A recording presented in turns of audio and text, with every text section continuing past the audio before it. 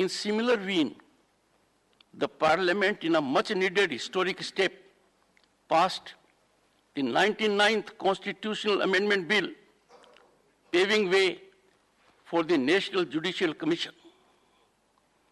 There was unprecedented support to the above.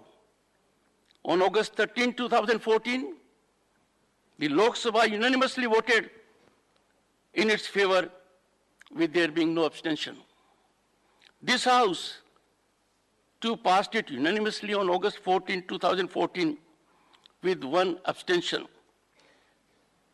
Rarely in parliamentary democracy there has been such massive support to a constitutional legislation. This process fructified into a constitutional prescription.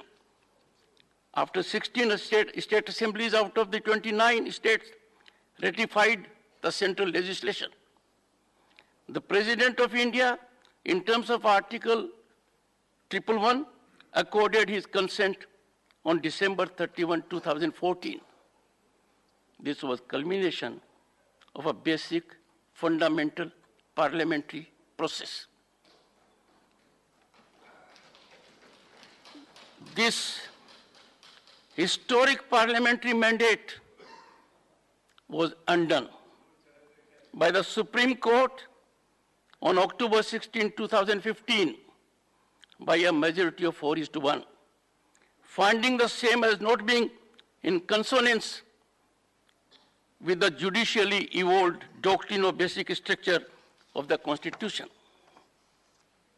Honorable members, there is no parallel to such development in democratic history, where a duly legitimized constitutional prescription has been judicially undone. A glaring instance of severe compromise of parliamentary sovereignty and disregard of the mandate of the people, of which this House and the Lok Sabha are custodians.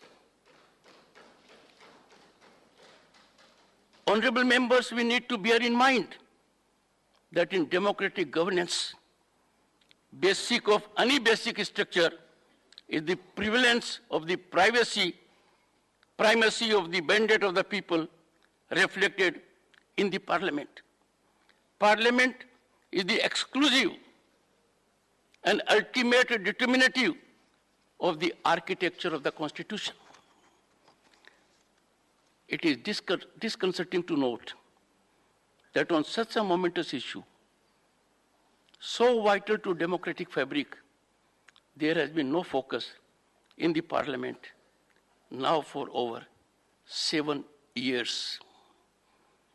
This House, in concert with the Lok Sabha, being custodian of the ordainment of the people, is duty bound to address the issue, and I'm sure it will do so.